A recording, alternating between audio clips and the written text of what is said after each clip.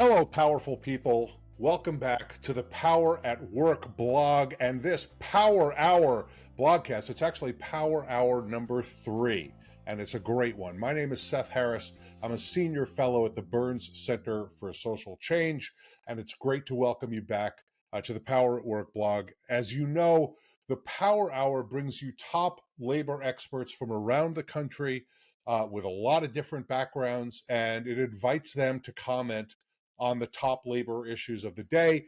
And the way we make sure it's not just the issues that I think are the top labor issues is that the panelists and I work out what we think we should talk about during this hour.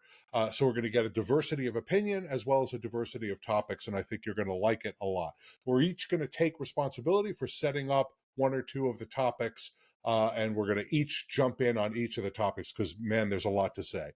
I know it's going to come out right because I've got two old friends and terrific top labor experts with us here today. It's my pleasure to introduce them to you. If you don't know them already, you may well know them. I don't know. If you're watching this blogcast, it's a good bet that you know them already. First is my friend Ruben Garcia, a professor of law and co-director of the Workplace Law Program at the University of Nevada, Las Vegas, the William S. Boyd School of Law. Ruben has such a long list of credentials, I hesitate to even get started on him, but I'll mention two. In October of 2022, he was elected as a fellow of the American Law Institute, but 3 years before that, he was elected as a fellow of the College of Labor and Employment Lawyers, which means Ruben knows the secret handshake that I have not been allowed to learn. They don't share it with me. I can't. There's like a special room you can get into in that college. I'm not allowed into it. Teach you after. Oh, thanks very much. Thank you. Our guest is Mark Gaston Pearce, a visiting professor and executive director of the Workers' Rights Institute at Georgetown University Law Center here in Washington. He is best known as a former chairman and member of the National Labor Relations Board. He was appointed by President Barack Obama for 2 terms. He finished up his service in August of 2018. Actually, I was wrong when I said he's best known for the NLRB. He's actually best known as a phenomenal artist. So if you haven't had a chance to see any of Mark's art, you've missed out. So if there's an opportunity, take a look at his Instagram account, take a look at what he posts in other locations on the web. Mark, like me, used to teach at Cornell University School of Industrial and Labor Relations. He's also an alumnus of my alma mater, Cornell University. He began as a field attorney and later as a district trial specialist at the National Labor Relations Board. And subsequent to that, he started a union-side labor law firm known as Creighton Pierce, Johnson, and Giro. Mark, so great to have you here. Thank you. So let's jump in to topic number 1, and this is my topic to introduce because it's about politics, and anybody who watches these podcasts know how much I love politics. So it's about the politics of labor and labor in politics. It's not a surprise to anybody who's watching this podcast that unions are very popular in America right now, and politicians on the center left and even some on the right are trying very hard to share the spotlight with the labor movement, and particularly with worker activism that we're seeing in the streets, visiting picket lines, things like that. We even saw President Trump and Senator Josh Hawley of Missouri, who's about as conservative a member of the Congress as you can possibly be. They went to, or made an effort, pretended to make an effort on behalf of auto workers during the UAW strike. But I think it's also safe to say that a lot of mainstream Republicans still are quite pro-business and therefore anti-union. President Biden recently became the first president to visit a picket line. But the question is whether or not that rhetorical support that some politicians are giving to the labor movement now is actually going to turn into policy that benefits workers and their unions. And also, how much is the labor movement going to matter in the 2024 election? The AFL-CIO, a number of unions, almost 24 unions, have already endorsed President Biden and Vice President Harris for re-election. Is that going to be enough to swing the election their way? Let me just offer a few of my own thoughts, and then I'll turn to you, Mark, and then to you, Ruben. The labor movement matters tremendously, not merely because they provide what an old leader of my union used to describe as money, marbles, and chalk, meaning all the things you need in order to make a campaign go. They provide money, they provide volunteers, they provide infrastructure, they provide systems, they provide communications channels, they provide surrogates, they provide a lot of things that campaigns need. So getting the endorsement of the AFL-CIO and a lot of unions really, really, truly matters. But they matter for another reason. And that is some number of unions appeal to and represent the base of the Democratic Party. African-American voters, Latino voters, young voters, women voters. But there's also a large population of unions. I'm thinking of the building trades and some of the industrial unions, but there are many others that represent white working class voters who have, in large part, abandoned the Democratic Party. I wouldn't say completely, but a majority of them are now voting Republican. And unions like the building trades can communicate not merely with their own members who fit into that category of non-college white working class voters, and they also have a lot of non-college African American and Latino members. But they're also communicating with their families, they're communicating with their communities, they're talking about issues that matter in those communities, like jobs and wages and opportunities, and successes that the president has had, like the bipartisan infrastructure law and the Inflation Reduction Act. So in that way, I think the labor movement really can matter. But I don't think we should delude ourselves into believing that all of a sudden everybody in the political world is a big supporter of the labor movement. There's still rabid opposition to things like the PRO Act or any other kind of pro-union, pro-worker legislation. It's unimaginable to me that any time in the near future we're going to see legislated labor law reform, at least at the federal level. At the state level, I think there's some opportunities, but I think at the federal level, I think it's highly unlikely. Okay, there's my opening screed. Mark, what do you think? Labor in politics, politics of labor. Is the labor movement going to be able to deliver the election for President Biden? And is all of this rhetoric that we're hearing about how wonderful unions are, is it going to last? And does it really matter when people go into that voting booth? Well, thanks for the big question. Will the labor movement be able to deliver the election? I don't think the labor movement by itself can do that. There are so many other dynamics going on in order to make that determination. But with respect to being able to provide a solid base of labor support, the labor movement is proceeding in a way that provides a demonstration of its power. As you recall, UAW withheld its support of President Biden while all the other unions fell in line. Sean Fain made no bones about stating that doesn't mean he's for Trump, but he didn't want to be taken for granted. A lot of constituencies, Democratic constituencies that have been historically been considered voting for Democrats, are now feeling that they do not want to be taken for granted and they have to make a point. The UAW's point was, look, you're going to drop all of this money towards innovation, electric cars, so forth. This is a seminal period for us as workers. What are you going to do about us? How are you going to ensure that we're going to be protected? I know you're the union-friendly president and you're out there glad-handing talking about that, but you're going to have to put your energies where your mouth is. And so unions are calling that to task.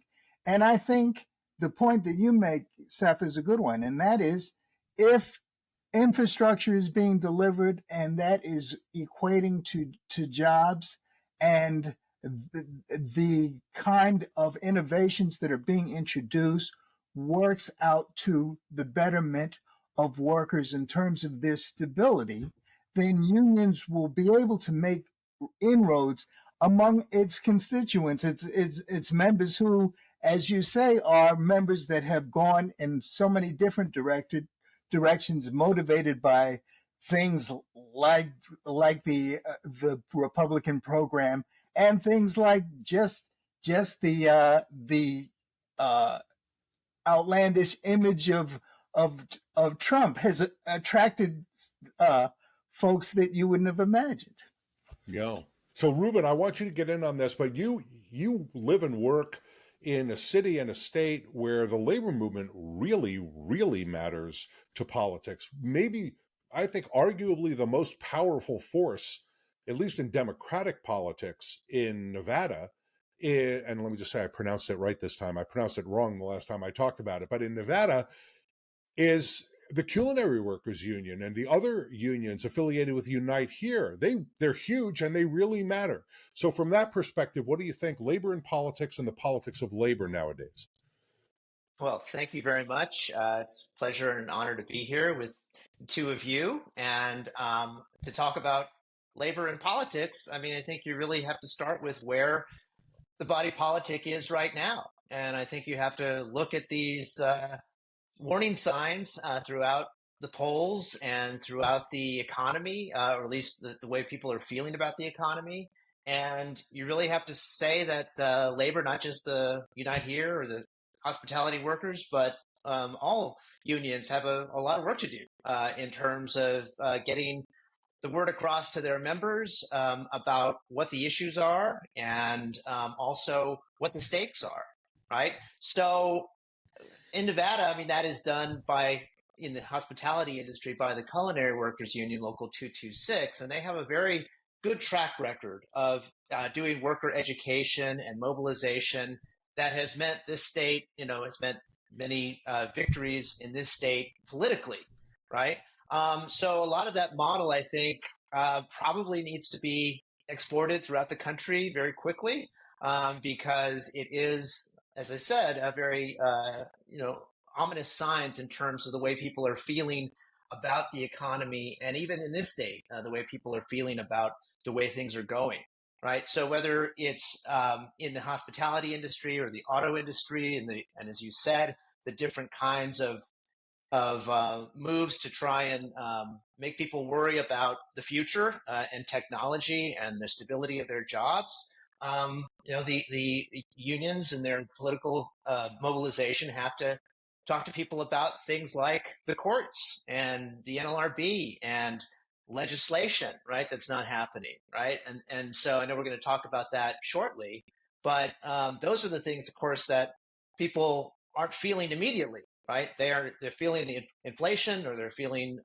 wage stagnation, but they're not feeling the changes at the NLRB or the changes in the courts, right? So that's really up to the unions like Unite Here and the UAW, and of course in the public sector, the American Federation of Teachers, and all other kinds of public and private sector unions to get out and talk to their members about what's going on and what's at stake.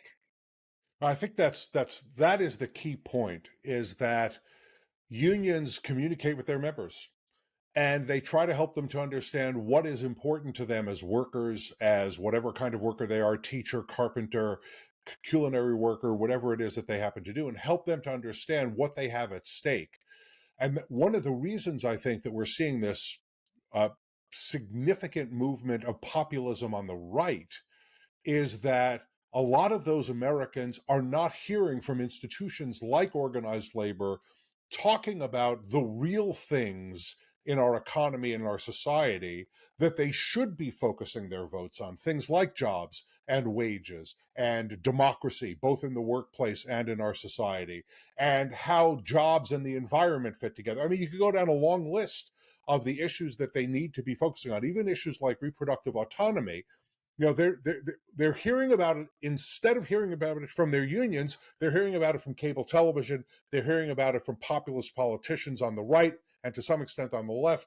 And they're not being led in the right direction in a way that actually serves their interests. Those politicians are going to use them and dispose of them because they don't really, not just literally dispose of them, but dispose of them, meaning not care about them down the line because they don't need them. They really don't need them. Go ahead, Mark. But there's another dynamic too, and it's an optimistic one. The new workforce is organizing like we've never believed could happen anytime in recent times.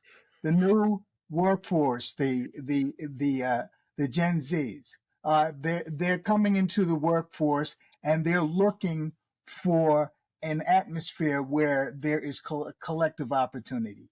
That is a vehicle. That is an opportunity. And it's an opportunity to tap into a segment of society that everybody's concerned about whether they're going to sit down and not vote at all. Secondly, the unions continue to be the boots on the ground. They're the ones that are going to be beating the pavement. They're the ones that are going to be knocking on the doors. They're the ones that are going into the swing states and getting doors slammed in their face and still trying to persuade folks. So they're still gonna be very critical, message oriented, focal areas, new frontiers of voters being exposed. So that's an area of opportunity. Well, can I just say, go ahead. I was going to close on an optimistic note. So now the task for you, Nelson, is keep it, Ruben, is to keep it optimistic. I am going to keep it optimistic because, as Mark said, I wanted to add on to that, basically the young people are the ones really looking for this change in their workplace and their working conditions. They are also the people that President Biden and both parties really need desperately to make sure that they get mobilized, right? So really, the polls that you're talking about in terms of the popularity of unions increasing, it's mostly driven by the younger generation, right? And so I think that is really probably why it's important for the unions and for the Democrats to, and really anyone who wants to sort of get that electorate, is to show what they've been doing with regard to organizing and collective bargaining and the NLRB, for example. Right, very good. So can I just say 67% of Americans overall have a favorable view of unions, 88% of voters under or workers under the age of 30 are favorable towards unions. So you're exactly right on that point. All right, that's a beautiful setup for topic number 2, Ruben, and you've got this one, and it's the unfinished business of pro-worker legislation. Go ahead. Right. Well, as many of you on this call, and of course everyone listening probably, hopefully we get some more people who aren't familiar with some of these issues like STEMEX and the NLRB, but anyone who's on this call probably knows about the PRO Act, the Protecting the Right to Organize Act, and how it's been languishing in Congress. And versions of it have happened or have been introduced before. And the most recent version, of course, is languished certainly with the turnover in the House of Representatives to the Republican leadership. But the Senate and the filibuster has prevented it from going forward. And it would, in brief, make it just a lot easier than it currently is under our antiquated labor law system to organize a union. It would be swifter, and if employers engaged in retaliation, the penalties would be more severe than they are now. So that's really what a lot of people are pinning their hopes in terms of a real upsurge in terms of union density. Again, those of you on this call know that union density in the private sector hovers around 7 or slightly below 7% or slightly over 7%, and of course higher, more like 33% in the public sector, of course averaging out to about 11 or so, 10% in the nationally, right? Which means that nearly 90% of the workforce is not represented by any union at all. And yet the statistics, of course, show that workers, over 50% of them, want some kind of representation at work,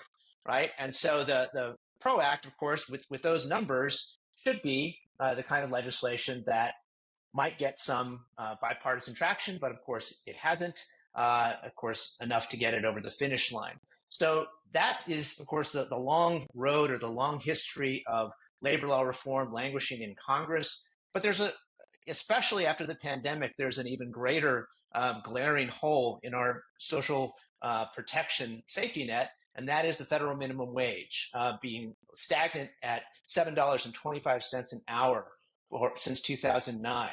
That doesn't mean, of course, that since 2009, many states, both red and blue, have increased their minimum wages over $7.25, sometimes almost 15 or over $15 an hour, right? As part of the movement that the Fight for 15 started several years ago, finally getting over 15 in many places, many jurisdictions, cities, or states, right? So we have, again, some movement in the states, but of course, a lot of protections that are uneven across the country. Of course, so the need for and the popularity of the federal minimum wage increase is not the reason it's languishing in Congress, right? The reason is the opposition of many of the biggest interest groups in the country to raising the minimum wage at all.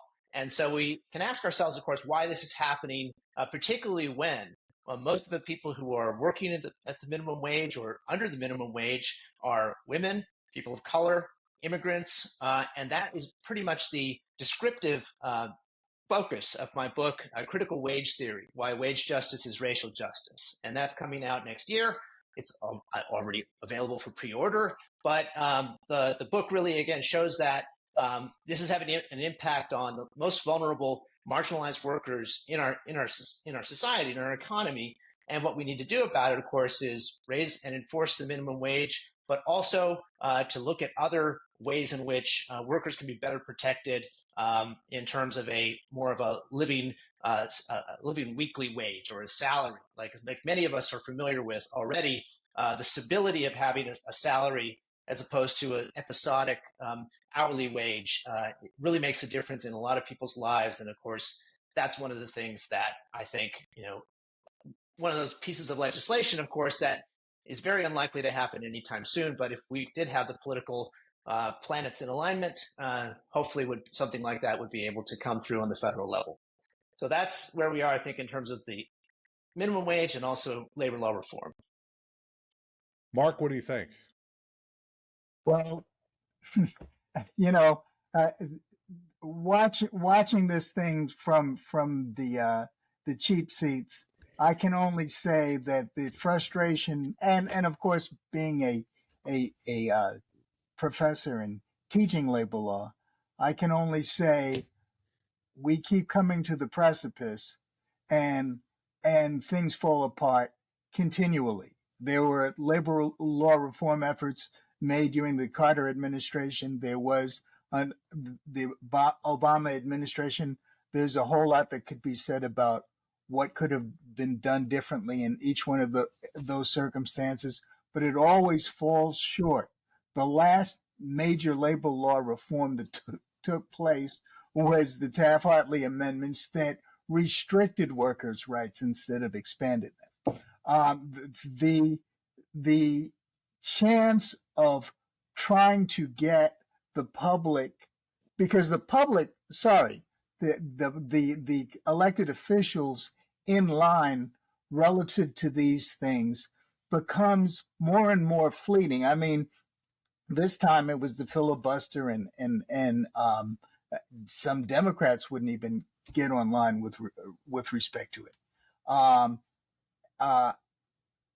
States may be the solution.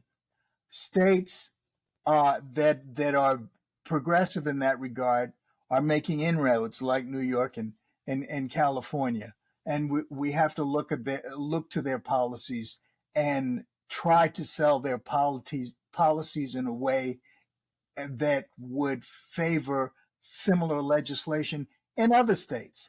And maybe it has to be built up from the ground rather than from the top.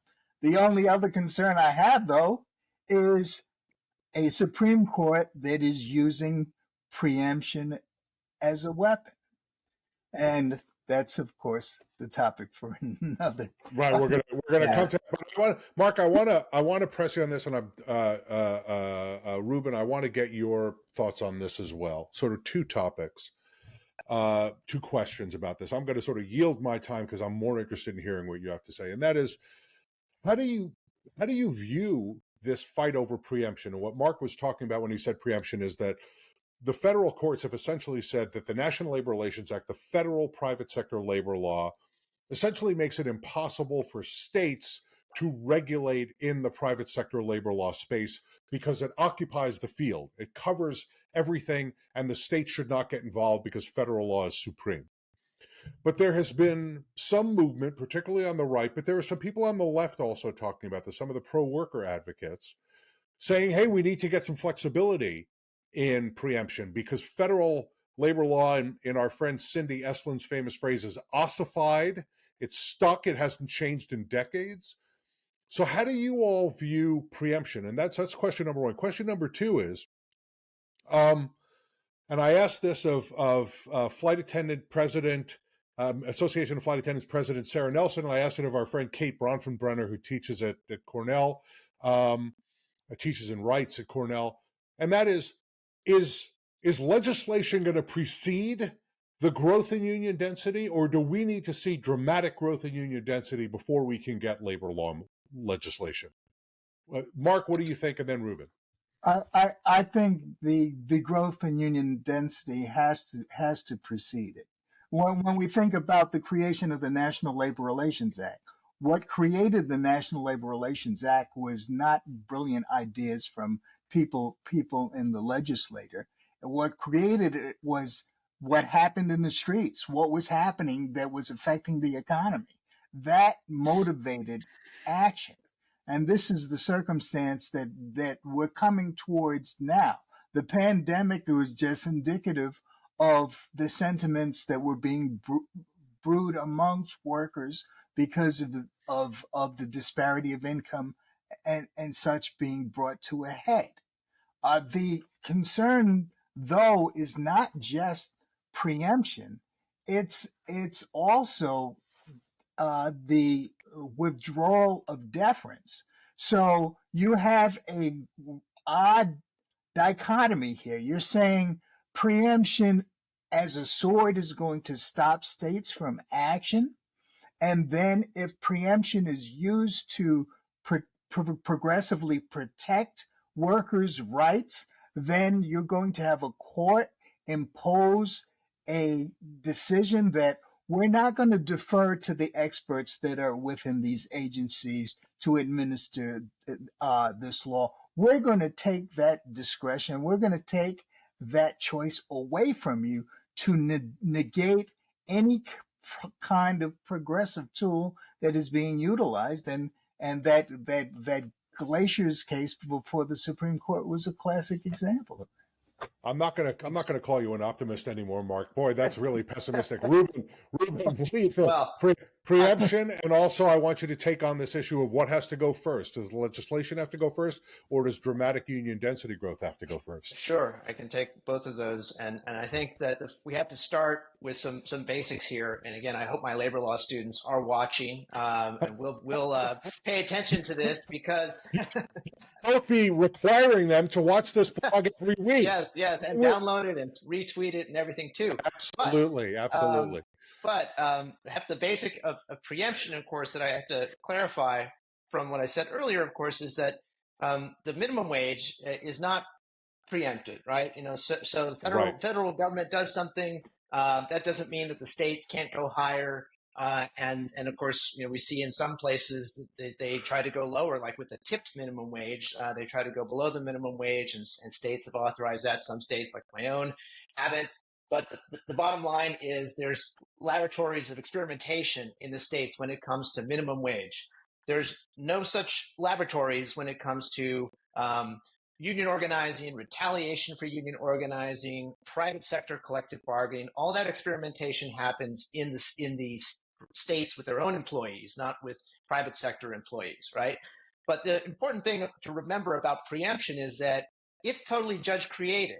Right? It's not something that Congress, said, oh, we should really have a sort of federal common law, and we should make sure that states don't do anything inconsistent with the NLRB. They can't have their own little NLRB. This is all coming from the courts, right? So the fact is, of course, the courts can, and as we'll talk about in a second, change it completely. In fact, as we know, there's a couple of votes in the Supreme Court right now to get rid of preemption, right? And that has, of course, some interesting, or could have some, as you said, Seth, could have some interesting dynamics both on the right and the left, right? And more experimentation in certain blue states, less experimentation in red states. And yet, even as we'll talk about when we talk about this glacier, the iceberg in the room, right? The glacier Northwest. We're going to talk about, maybe that's going to change some things on both sides, both for management and labor.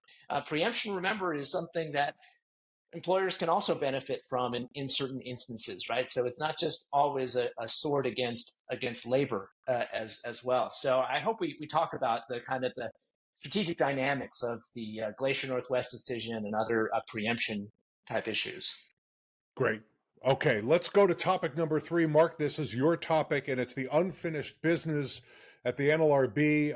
Let me just say, for folks who want to learn more about where the NLRB is headed, we did a great blogcast with General Counsel Jennifer Abruzzo around Labor Day. Go back and after you're done watching this one, go back and take a look at that Jennifer Abruzzo interview that we did. Boy, she laid out an aggressive agenda. She's laid out a really aggressive agenda, Mark, but you think there's still unfinished business to be done.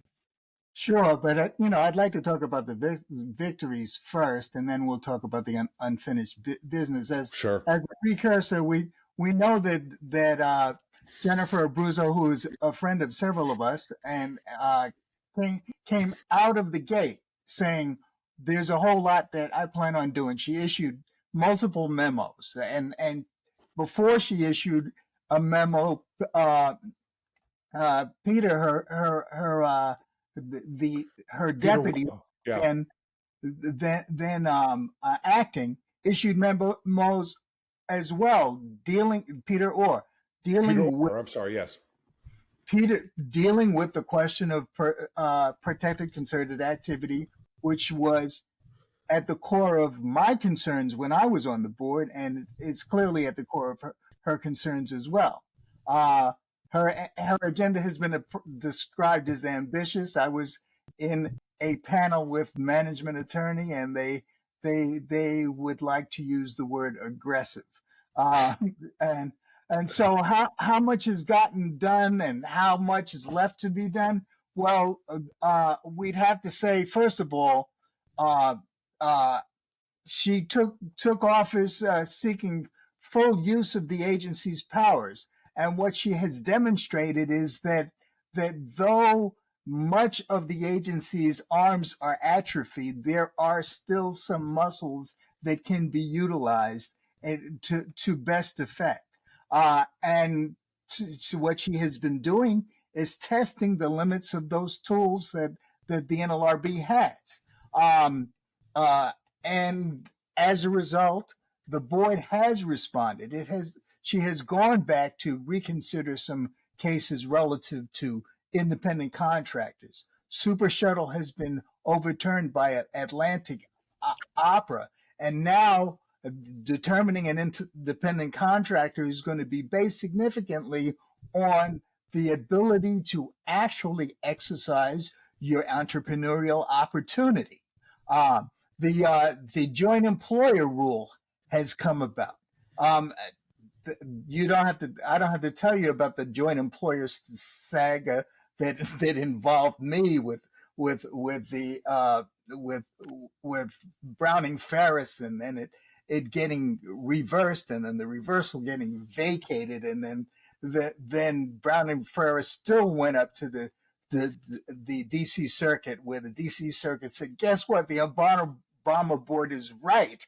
And the Trump board saying, "Okay, yeah, so what? We're going to issue a rule," and parenthetically, a rule that was developed by a board with a member that should have been excluded from the Highbrand decision, and yet participated in this rulemaking venture. But that's politics. So that came about, and then the joint employer rule had been challenged by the SEIU.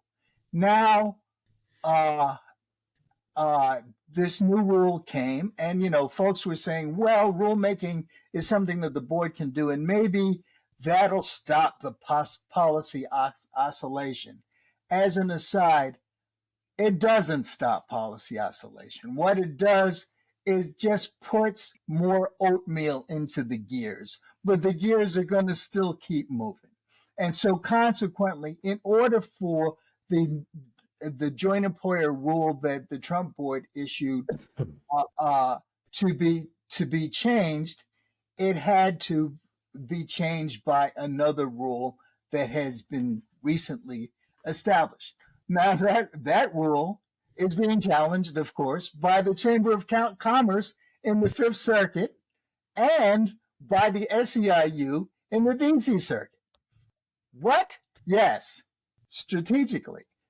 Both are being racing to circuits that have been sensitive to how the rule, the outcome, the determination of the joint employer standard should come.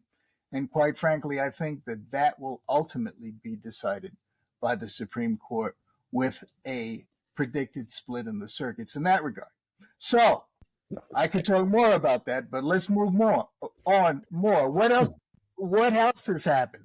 You had the discipline for misconduct for concerted activity. Ryan's elastomer was issued, which, thank goodness, reversed General Motors, which was an overboard one-size-fits-all standard that, under the guise of protecting employees from a hostile work environment, effectively muzzled employee voice and totally eliminated situation, circumstances, provocation, all of these other issues that had prompted consideration as to whether or not an outburst makes one lose their protected concerted nature. That has been restored. Employment policies, work rules came back in Stericycle, which now states that if you're going to put a policy together, it's the onus on the employer to make sure that the policy clearly does not be reasonably interpreted as to quell protected concerted activity or Section 7 rights. Not the employee, the employer. It's the employer that is the author of those policies. Now, if it does, there's a presumption that is unlawful, and a presumption that can be rebutted if the employer can demonstrate that this policy has to be written this way for a legitimate business reason, right, and there's no other way it can be written in order to do that. Well, Mark, let me ask you, so you've gone through a long list and there's more to go through. Right. What would you say is the most impactful policy change? Would you say it's the CEMEX decision by the board? This is the decision that says that employers who are presented with a majority of authorization cards by a union that's organizing does not have to voluntarily recognize the union, but if they have a good faith doubt about the existence of a majority, they have to petition the board for an election. So it's a way, essentially, of forcing the employer to choose to go to an election fairly quickly when the employer might want to drag it out as long as they possibly can. Is that more simple than that? The employer doesn't have to have a good faith doubt under CEMEX. CEMEX is not Joy Silk. Some people are calling it Joy Satin. But what CEMEX does is say the union makes a demand for recognition. The employer, whether it doubts or not, can file an RM petition. But once they do, then the determination is whether or not the employer is behaving themselves. If it is determined that the employer leading up to or at the actual election engages in unfair labor practices, the board has the ability to issue a bargaining order. So would you say that's the most impactful decision we've seen so far? No question. That is a significant game changer with respect to unions' abilities to organize. Unions will value a certified election. No question there has been this fervor to want to protect and get a certified election, and a board order will not give that to them. But in the wake of unfair labor practices, a board order will extend at least a year under board law, and it's going to give these unions the kind of protections that they're going to need, and it can risk being extended if unfair labor practices continue.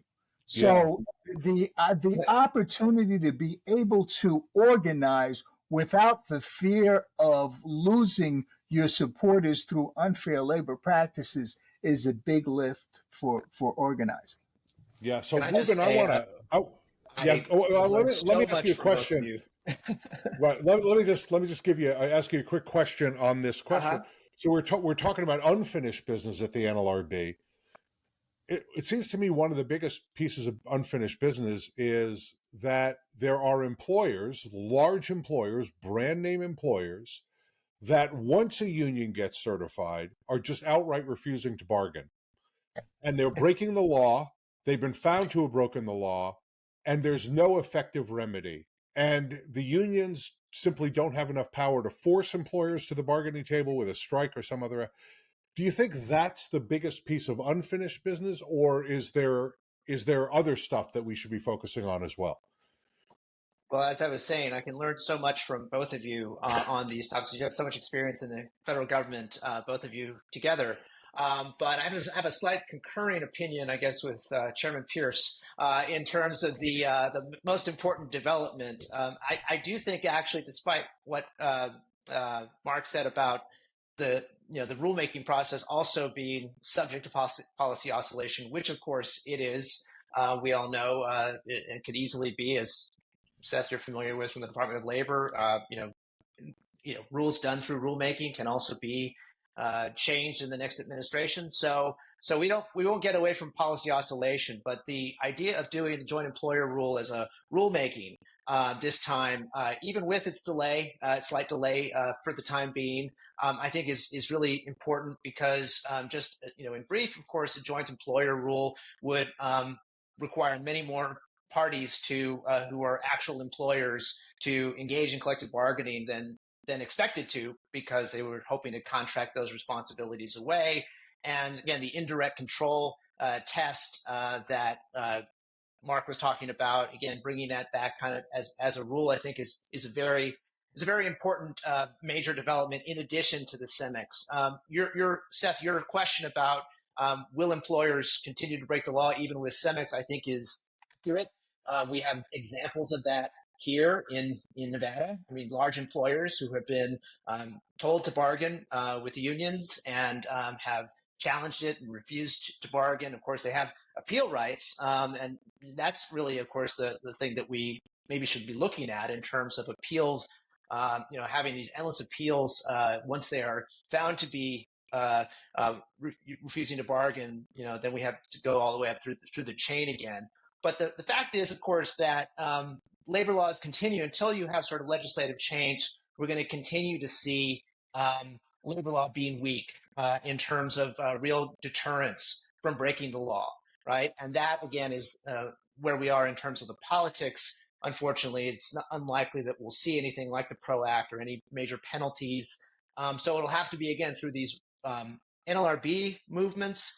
I think we're all aware of where the Supreme Court is with the major questions doctrine. I'm teaching constitutional law and in the spring, and I'm just the major questions doctrine just comes out of nowhere basically, and is now a major constitutional doctrine. And yet anything we're talking about here is subject to the Supreme Court, just like Glacier Northwest and the jurisdiction of the NLRB. It was subject to a majority of the Supreme Court. Just like Cedar Park Nursery versus Hasid, what California wants to do with agricultural workers and allowing access for them to learn about unionization, also subject to the takings clause in the Supreme Court. So the Supreme Court really is kind of hanging over all of these discussions as what about the Supreme Court, even if we get many of these unfinished items at the NLRB taken care of.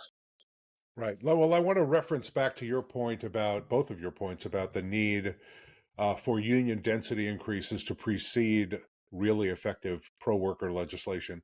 If unions had the power to force their employers to the bargaining table, they could do it regardless of what the National Labor Relations Act, the National Labor Relations Board, the courts could say. They could go out on strike. They could force them to the bargaining table. The big three were at the bargaining table. UPS was at the bargaining table. The Hollywood studios were at the bargaining table. The Las Vegas casinos were at the bargaining table because their unions had the power to force them there. But there are some unions in our society, unfortunately, that while they are trying, they are organizing, they are building, they have workers who are activists, they are militant, they are ready to go out on strike. A strike might not be effective enough to get the employer to the bargaining table. So I want to turn to bargaining, Ruben, and our fourth topic.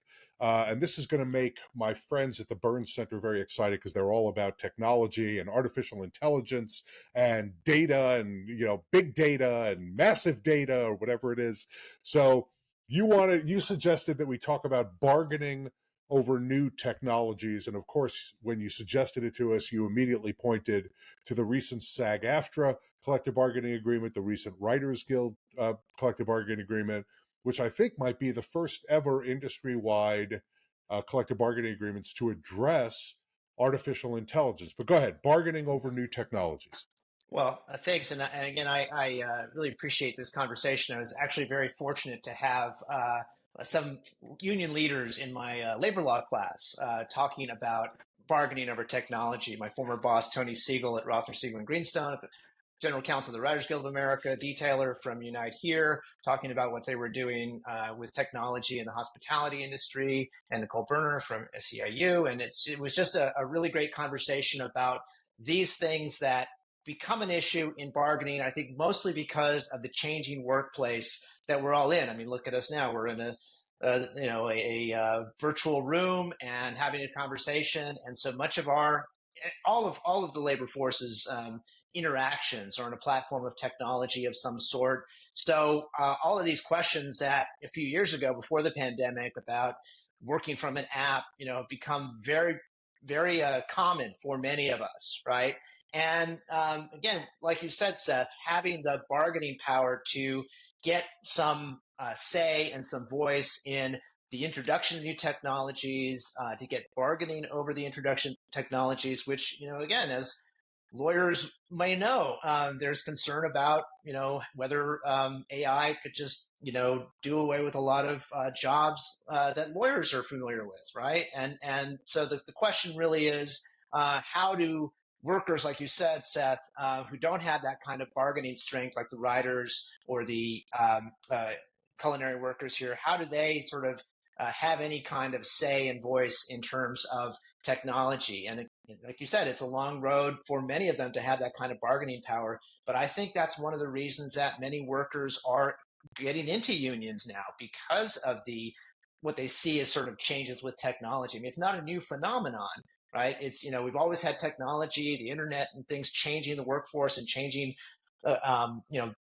employers' needs for workers. And yet the sudden onset of AI, and I'm not going to go into it, but there's all kinds of, world-changing kind of ideas talked about in terms of AI that really has, I think, a lot of workers really looking around and saying, hey, if, the writers or the culinary workers can get some protections against AI, maybe I should be looking at, collective bargaining. And I think that's a lot of what we're seeing. Mark, what do you think?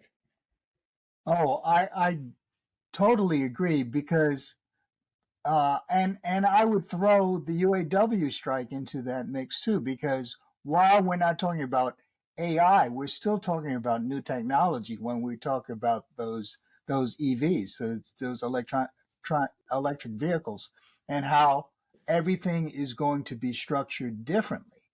This is seminal because new technology cannot be stopped, but new technology is going to still need a workforce. And this workforce has to dig in and protect the area and the industry to make sure that its participations, its membership get protected and don't lose all that it has gained. And that's why, of course, full disclosure, my daughter is a Hollywood writer. She was on strike. So, and when she would tell me, well, we can't stop AI. In fact, writers like AI. They want to be able to use it, but they don't want AI to be utilized to erase us.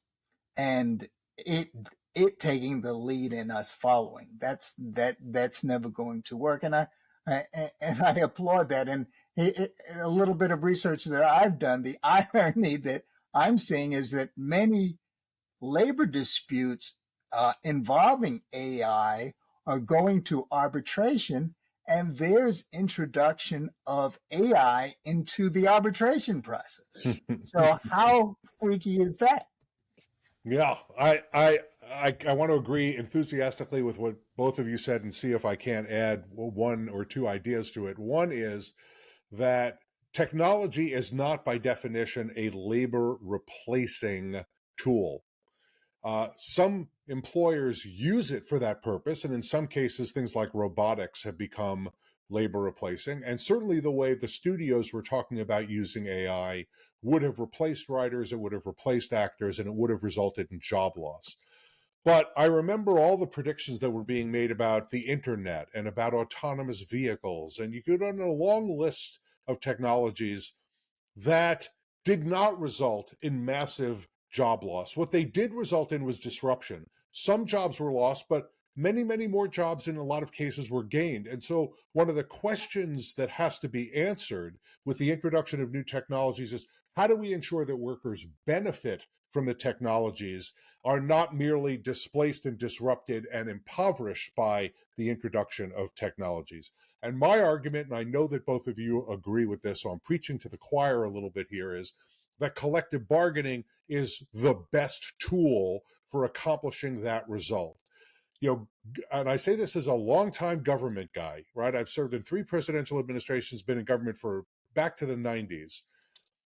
Government is a very blunt instrument that doesn't take into account the fineries, the nuances of particular occupations, particular workplaces, but collective bargaining is able to do that.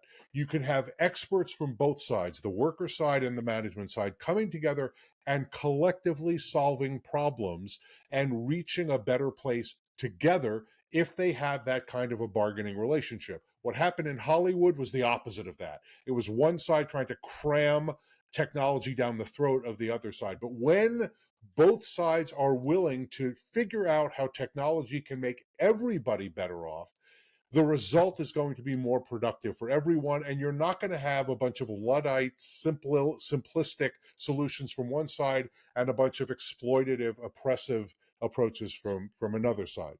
So, Mark, I'm going to give you the last word because we're coming to an end. I promised an hour. We're coming up on an hour, but Mark, I'm going to give you the last word here before I wrap up. All I just want to do is say that we can't forget that there is an underbelly and an underclass in AI and in technology as well. There are still going to be workers that have to be doing the work.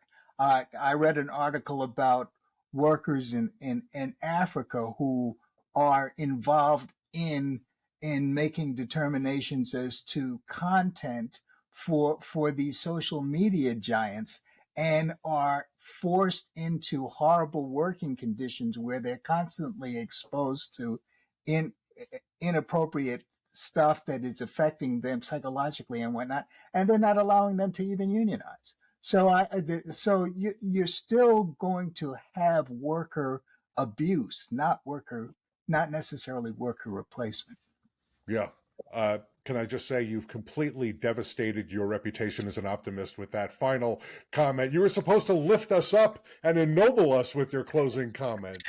But nonetheless, I knew it would be a great conversation, bringing my 2 old friends together for this terrific talk about workers, worker power, collective action, unions, technology, politics. I mean, it's exactly the kind of stuff I want to be talking about.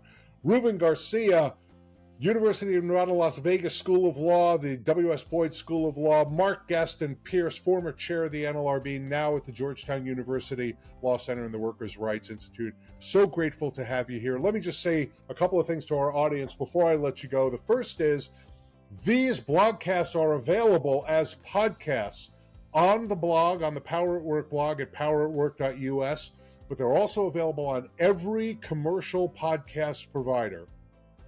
Spotify, Google, Overcast, Apple Music. You can find it there. So don't try to watch us in your car, for goodness sakes. Download the podcast and listen to us as you're traveling. You know, we just passed a holiday. We got a holiday coming up. Download a bunch of our podcasts so that you can listen to them as you're traveling. The other thing I would say is please subscribe to the blog, and we will send you every week the weekly download, which is a collection of a couple of dozen news articles, academic studies, videos, opinion pieces, things from across the web about workers, worker power, collective action, and unions. You'll even see these two guys' names pop up in the weekly download every now and then when they're feeling the spirit moves them to write something. So subscribe. You go to the front page of the blog, go down to the bottom, give us your name, your affiliation, your email address, and we will send you the weekly download and subscribe you, keep you updated on all the new content we have here on the Power at Work blog. Thanks again to Ruben and Mark. Thanks to you, everyone, for tuning in. We'll see you again back here on the blog very soon.